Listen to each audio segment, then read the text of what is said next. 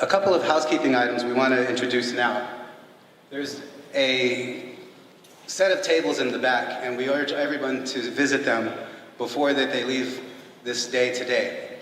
And in particular, if any of you are of the age to vote, we have voter registration forms here. And we would think it's a terrible shame if you're not registered to vote and you leave today not registered. There's plenty of forms.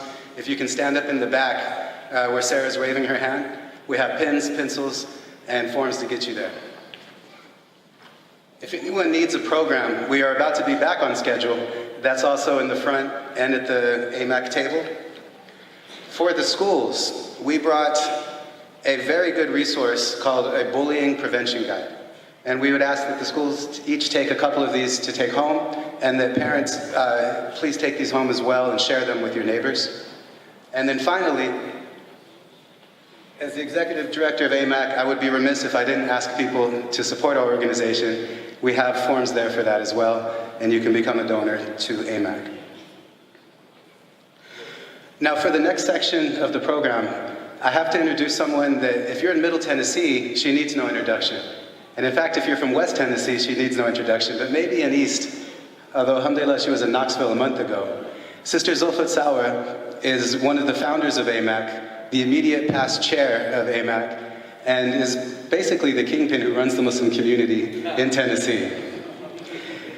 She is a very accomplished woman. She's a CPA. She works at Meharry College. She also was inducted into the Tennessee Women's Hall of Fame and received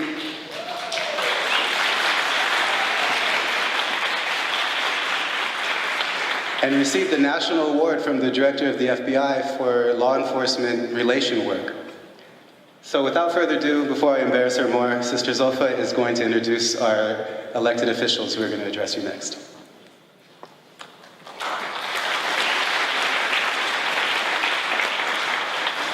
Assalamu alaikum wa rahmatullahi wa barakatuh. I want to thank all of you for being here today. It's an honor to have you here. I'm glad we're doing this. And I have the privilege of introducing two gentlemen that will be talking to you. One of them is my state representative. For those of you that were here in 2011, when the anti-Sharia bill was proposed, we mobilized, the Muslim Rapid Response Team mobilized a bunch of you across the state to come and lobby with us. And on that day, it was only Representative Shaw that came and spoke to the Muslim community. He's always been there anytime that we call him for any bills or for any support. When the Mufisboro Mosque was being challenged, and we had to get letters from pastors and ministers and people to support.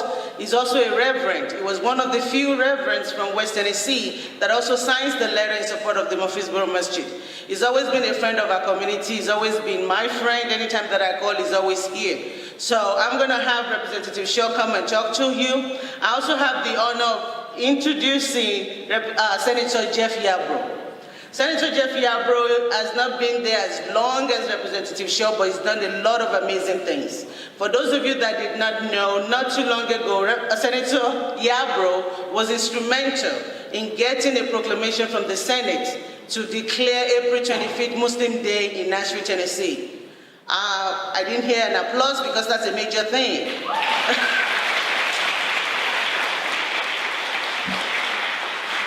If you have been following the legislation, if you've been seeing the things that are going on, if you've been seeing everything that goes on here in Middle Tennessee alone, to be able to get the same Senate that are making bills against us, to be able to have it signed and declare a Muslim Day, I think that's a big accomplishment. And so I'm so honored that Senator Yarbro is here.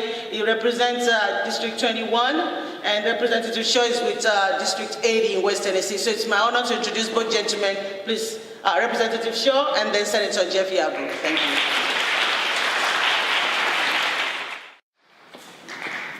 Good morning. Good morning to all of my fellow citizens. Good morning. Good morning. It is a pleasure to be here today as we come together for this day of solidarity. I am so pleased to be here this morning and to tell you that you are making a very loud, a very clear, and a very distinct statement today by being here on these hallowed grounds It's what we call the Legislative Plaza in the Capitol. And I want to thank you for being here this morning.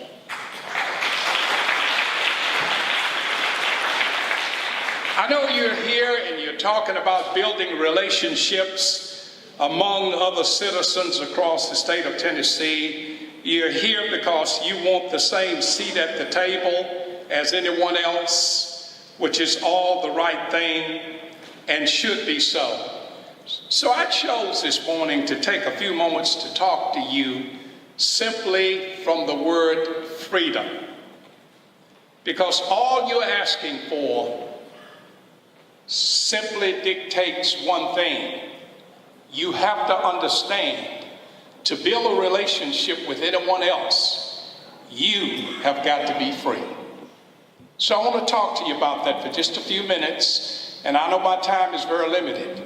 I often say when I talk to citizens across this state, to small groups, large groups, or whatever, that our emotions can sometimes be our best friend, and sometimes our emotions can be our worst enemy.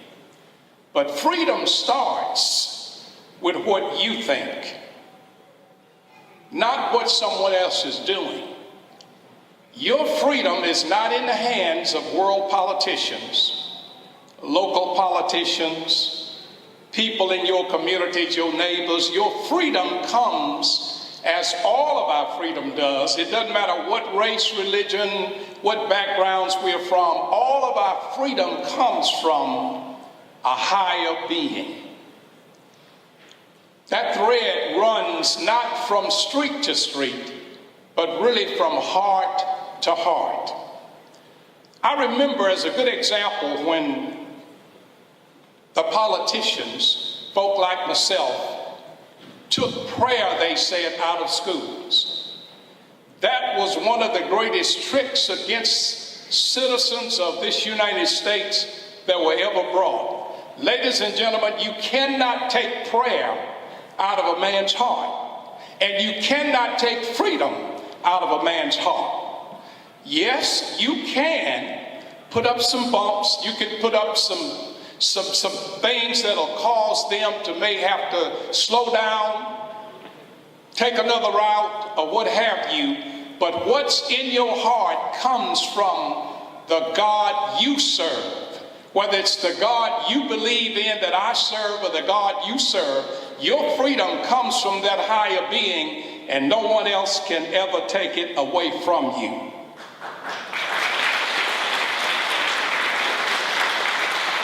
I need to tell you that your freedom is bigger than any politician you'd ever meet. Your freedom is greater than anyone else that you would ever meet. Yes, you are facing challenges, but don't forget, not only do you face challenges, we all face challenges every day of our lives. But that higher being that's in our lives put us in these places so we can see firsthand how he can work for us if we allow him to do so. So I just wanted to come this morning to tell you that your freedom comes from a galaxy where there is no division in culture, no division in race, relations, and all of that. There is a common thread that runs from all of our hearts that makes us free, and I don't want us to ever forget that. So here's what I would say to you in my closing. If you want to build relationships in your community, across the state of Tennessee, and across this nation, love one another. If you want to build relationships across this state, this country, your neighborhoods, trust one another. If you want to build relationships, not only here, but across this nation, you have to most of all find each other. Meet people where they are. And don't you ever lose sight on who you are, because they don't know who you are. God bless you. May God keep you. Keep doing what you're doing. My office is open to you 24 hours a day, 7 days a week. You get the same privilege, the same treatments at 36C as anyone else will get. So come talk to me and let me help you build these relationships that you're trying to build. Thank you very much. Thank you, Representative Shaw. I was sitting at the other side of the stage being reminded of why you should never follow a preacher at an event like this. But I'm thrilled to be here this morning and thrilled to be here to welcome you for this day on the Hill. Representative Shaw and I are asked oftentimes to welcome people to the Capitol, to welcome them to their legislature, to welcome them to come advocate on behalf of issues they care about. But it's important for, I think, all of us to remember, especially those of us who serve in these representative bodies, we're just as much guests here as anyone else. Whether you've been in the legislature for 20 minutes or 20 years, it's not our place. It's the citizens' place. All of us who live in this state and have an interest in its future own this House, own this Senate, own this Capitol, and it is as much yours as citizens as it is all of ours as citizens, as it is all of us ours as senators and representatives. And so I'm pleased to welcome you to this home of yours today to advocate on your behalf. This is an interesting time in American politics where I think we're seeing lots of consternation about whether we're going to have a politics that's based on division or a politics that's built on common ground. And I generally think, as we watch the history of this great country, the history of freedom spreading across it and spreading within it, that we always do better when we're trying to find common ground. That when more of us succeed, all of us are doing a lot better. And there's so much common ground to find. I look around the room and see lots of people that live in my district that I've met, and I know that there are going to be issues that are specific to your community that you're going to address with legislators today and during this session.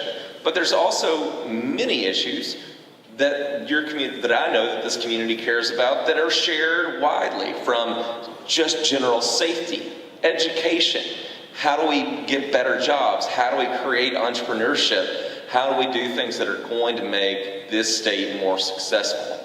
And when we're all in those things together, we will all succeed. Representative Shaw discussed the freedom that is really at the heart of the United States government and the heart of the Tennessee government. If you haven't, please go and look through the Tennessee Constitution. You'll see right there on the first page. Actually, you get to this part in the Tennessee Constitution before you get to it in the federal Constitution. The first section is a Declaration of Rights. And the second Declaration of Rights speaks about how this government is never going to impose a restriction on people's rights to follow their own conscience. The third section of that document is about how there's not going to be a religious test for anyone to serve in that legislature. And we're not going to have those to enter this state, to enter this Capitol, or to enter into these offices ever. So I want to thank you for being here. I want to thank you for your advocacy on behalf of citizens of Tennessee, and I look forward to continuing to work with you